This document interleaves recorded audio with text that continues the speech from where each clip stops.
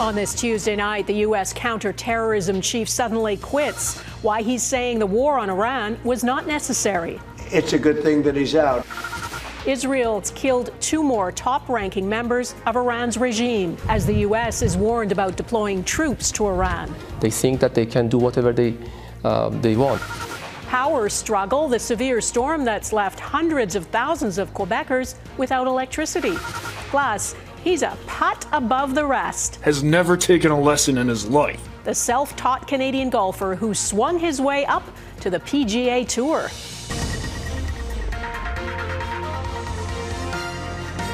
Global National with Donna Friesen. Good evening and thanks for joining us. A top Trump administration official has resigned over the war in Iran, saying he cannot support it because Iran posed no imminent threat to the United States.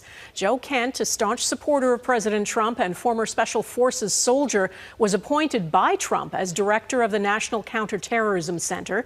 He now believes Trump has abandoned his America First principles and risks dragging the U.S. into another war, a war he believes Israel pressured Trump into. At the same time, the U.S. president, who has been unable to convince NATO allies to help him, today said he doesn't need them. I think NATO's making a very foolish mistake, and I've long said that, I wonder whether or not NATO would ever be there for us. So this was a great test, because we don't need them, but they should have been there. We are going to get to that in just a moment, but we begin with Jackson Proskow and why that top official has resigned. Jackson. Well, Donna, Joe Kent is now the highest-ranking Trump administration official to quit over the war in Iran. Up until today, he was the director of the National Counterterrorism Center, but he now says he cannot back the U.S.-led strikes. In a sharply worded resignation letter to President Donald Trump, Kent wrote, "Iran posed no imminent threat to our nation, and it's clear that we started this war due to pressure from Israel and its powerful American lobby." He went on to say, "I cannot support sending the next generation off to fight and die in a war that serves no benefit to the American people, nor justifies the cost of American lives." Kent's resignation letter contained heavy criticism of Israel and made conspiratorial allegations about Israel's outsized influence over U.S. policy and media. He's always been a complicated figure in Trump's world, facing criticism for his past associations with the far right. Of course, none of that stopped him from being appointed to his job by Trump, who today suggested he was in fact a bad choice. I always thought he was weak on security, very weak on security. I didn't know him well, but I thought he seemed like a pretty nice guy. But when I read his statement, I realized that it's a good thing that he's out, because he said that Iran was not a threat. Iran was a threat. Every country realized what a threat Iran was. The question is whether or not they wanted to do something about it. And Jackson, the question of whether Iran posed an imminent threat does continue to dog Trump. Is there a risk of more internal dissent over this war? Absolutely, especially the longer that this drags on. Remember that Trump is already surrounded by people who've long been skeptical of wars in the Middle East, and more specifically, war with Iran. That includes Vice President J.D. Vance and Director of National Intelligence Tulsi Gabbard. And interestingly enough, Donna, Gabbard actually put out a statement today in which she took no position on whether Iran posed an immediate threat. But she said the president made his decision to attack after being presented with all of the information made available to him by her office. Donna? Okay, Jackson Proskow in Washington, thanks. Iran now confirms one of its highest-ranking leaders, Ali Larijani, was killed by an Israeli airstrike. He was an influential political figure and senior advisor. Also killed was the commander of Iran's powerful plainclothes militia. Their deaths will further weaken the structure of the government of the Islamic Republic, though it's expected they'll be quickly replaced. As Redmond Shannon reports, the regime continues to show resilience in the face of intense attacks from the U.S. and Israel and the assassination of dozens of senior figures. A delegation from the International Committee of the Red Cross invited to see a Tehran hospital Iran says was bombed at the start of the war. I would like to really strongly reiterate that international law strictly prohibits attacks that impact health facilities, health workers, and patients. Israel says among those it killed in its latest round of airstrikes are 2 top officials. Ali Larijani, Iran's national security chief, is seen here on the streets of Tehran last Friday. Since the 90s, he also served as parliament speaker, chief nuclear negotiator, and the head of state radio and television. Iran has since confirmed his death and that of Reza Soleimani, the head of the paramilitary Basij unit.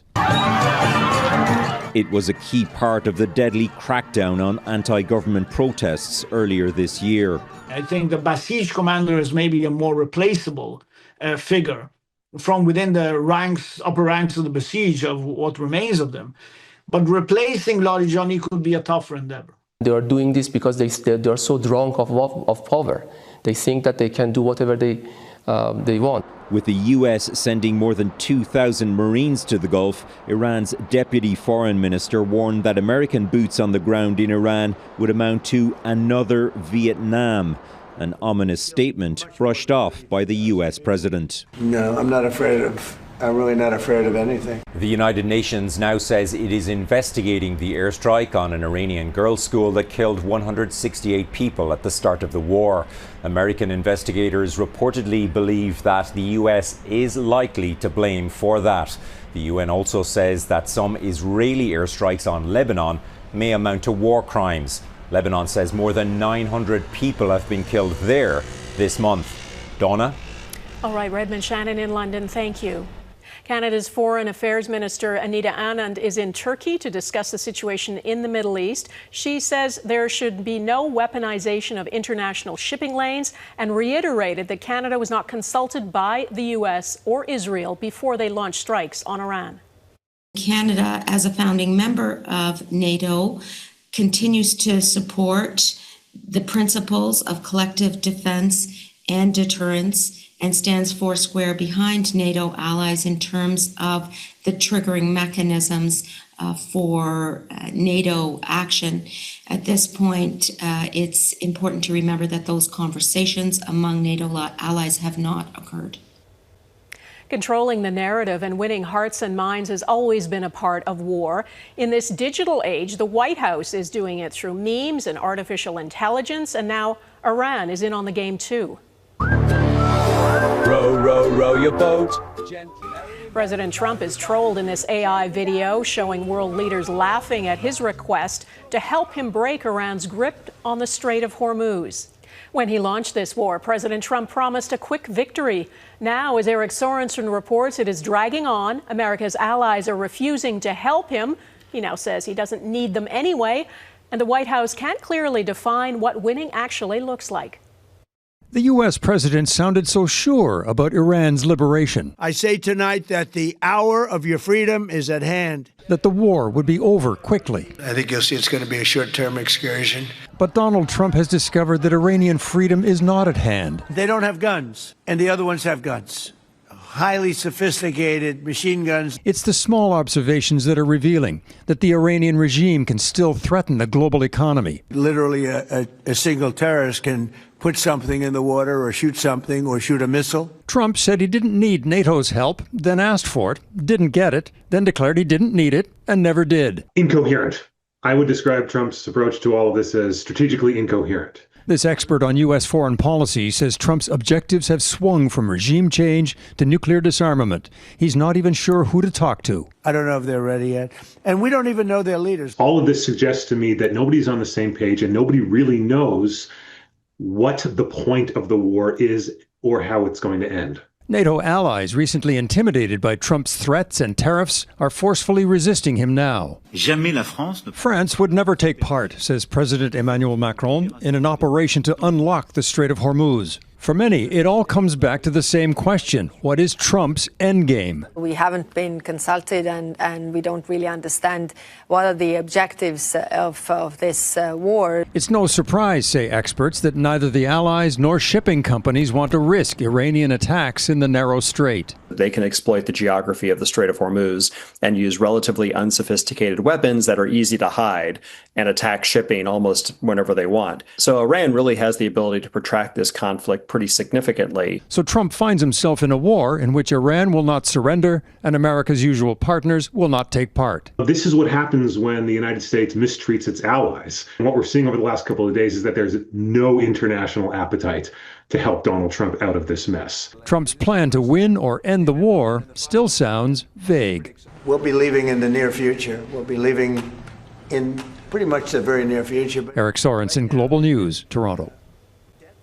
Canada's energy regulator is giving a glimpse into how this country will produce and use energy in the decades to come. The report projects electricity demand will grow substantially into the year 2050, in part because of how much power artificial intelligence data centers will require. Mackenzie Gray explains why the report raises concerns about Canada's ability to meet its net zero emissions goal. Basically, the financial system held a mirror to the climate crisis. Before politics, it was Mark Carney's core mission. These are the best in finance that are committed to making the transition to net zero a reality. Banding banks, private investors, and governments together to try and get global emissions to net zero by 2050. A message he's continued as Prime Minister. Our oil and gas industry recognizes this. They're committed to net zero emissions by 2050. And so are we. But it's a commitment that's very unlikely to be met, according to a new report from Canada's energy regulator. Under current environmental policies, Canadian emissions will stop declining around 2035, with the best-case scenario for 2050 having Canada producing 500 megatons in annual emissions, the equivalent to 150 million cars. By 2050, Canada's GHG emissions in current measures are 28% below the 2005 benchmark year, or 17% below 2023 levels. An improvement, but far from enough to hit net zero, with the energy regulator saying a higher carbon tax, a net negative electricity grid, and massive low-carbon tech implementation would all be needed to hit the Liberals' key environmental goal. A direction they're not moving in. The Alberta MOU attempts to build a new million-barrel-a-day oil pipeline. TMX is hoping to expand by nearly 300,000 barrels a day. And Ottawa supports a doubling of the LNG Canada project. We're prepared to build pipelines north, south, east, and west. And I think we finally have an understanding from the federal government that we need to do that. None of those major fossil fuel projects are included in projections from the energy regulator, all of which would make the emissions outlook considerably worse. The Canadian energy regulator has absolutely nailed it. There are things we could do to reach net zero by 2050. We are not prepared to do them. We asked for an interview with the Natural Resources Minister, but like the Prime Minister, Tim Hodgson's on vacation, Donna. The Environment Minister was also not available to take our questions. Okay, Mackenzie Gray in Ottawa, thank you. Hundreds of thousands of Quebecers are without power tonight after much of that province was battered by strong winds. Mike Armstrong reports on the power of this storm and how long the outage might last. It's not a storm that left a lot of damage, but it was more than enough to cause major problems. At its peak, Hydro-Quebec says more than 310,000 customers lost electricity. Most had their power knocked out overnight, but when the wind kept howling, the number of people without power kept growing. No, it happened when I was in the shower actually today. But thankfully I was almost done, so I hopped out. So probably around 11 o'clock this morning. Now, Hydro-Quebec says it knew trouble was coming. The forecast called for high winds. 1,100 workers were out restoring power right away, but there have been challenges. The winds were over a larger area than expected and didn't let up for most of the day. Crews were working in gusts up to 100 kilometers an hour. It's not helping our crews. It's more complicated to realize the works and also for their safety. Meteorologists say the winds were caused by a sharp clash between warm air from Monday and a fast-moving cold front. They disrupted travel, there were train delays, flight cancellations, and some schools were forced to close. This woman says she was at work and got an email that her daughter's school was closing. She took her from a school without electricity to a home without electricity. Mike Armstrong, Global News, Île Perrot, Quebec. Pipeline dreams coming up, the renewed pressure to build another one from Alberta as the war on Iran rages on.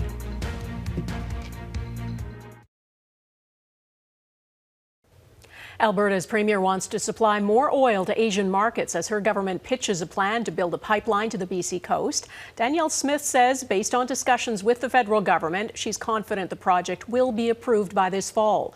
The war on Iran is driving up global oil prices, and countries reliant on oil shipped through the Persian Gulf are now facing shortages. Heather Yorks-West looks at how soon Canada might be in a position to help. Forget painful prices. In parts of Thailand, pumps are already running dry, with both gasoline and diesel out of stock. In India, restaurants have had to close because there is no more cooking gas, as Asian countries bear the brunt of a global energy shortage caused by the war in the Middle East. Fundamentally, we are unable to supply countries that need our oil and gas now, when it's so desperately needed from a country like Canada, because we didn't build the infrastructure that we should have built years ago. With no strategic oil reserve and production levels unable to increase without significant time and investments, those who study Canadian energy policy say it's time the country learns from past mistakes.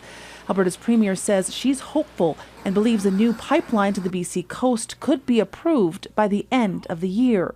Our plan is to put our federal approval in by June at the latest, and then we're hoping to get an early indication that it will go ahead by the fall. So I expect that they plan to, submit as a proponent for this Northwest Coast oil pipeline to the Major Projects Office, and that will give the federal government an opportunity to politically back it. But Heather Exner-Perot says the actual construction is likely still years away and will depend on whether a private sector proponent is prepared to take on the risk. It's why Martha Hall Finley believes federal and provincial governments should be more involved. I mean, we keep extolling the virtues of the major infrastructure projects that we have, the railways and the Trans-Canada Highway and the St. Lawrence Seaway. None of that would have been built without government engagement. So I think we have to also have some of those hard conversations. There's an economic case, but for me, there's even a stronger foreign policy case. As the world reels from price shocks and energy shortages from geopolitical events far outside Canada's control. Heather Yorks-West, Global News, Calgary. Cuba in crisis. Ahead, Cubans weigh in after Trump's latest threat to take over.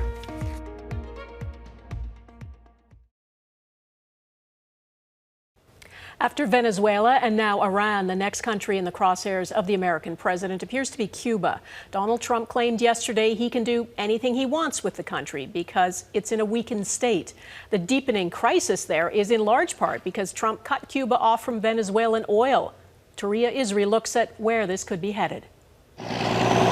Cuba is slowly restoring power after its electrical grid collapsed and U.S. rhetoric reached new heights. I don't want a war, says this man in Havana. I do believe I'll be having the honor of taking Cuba.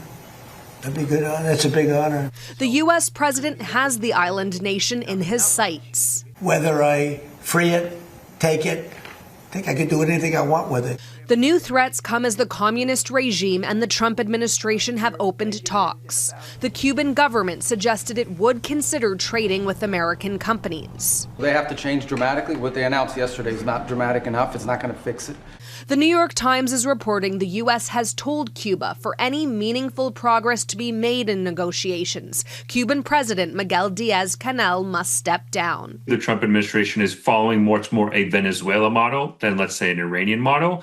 But where Trump has a lot more leverage is the fact that Cuba does have a significant economic and energy crisis. Venezuela was Cuba's main source of fuel. After the U.S. captured Venezuelan dictator Nicolas Maduro, Trump blocked oil shipments to Cuba. I think he needs a victory, very much. He needs a victory. This is low-lying fruit for him. Cuba is facing worsening food and medicine shortages and rolling blackouts, causing daily misery and rare outbursts of dissent. While it's a very resilient regime and it's a very resilient people, this may actually be more than even they can manage. 13 U.S. presidents have come and gone since Fidel Castro took power, each at odds with the communist regime. But none has publicly suggested taking control of Cuba until now. Donna? All right, Taria Isri in Montreal, thank you. Next, the self-taught Canadian golfer putting his way to the pros.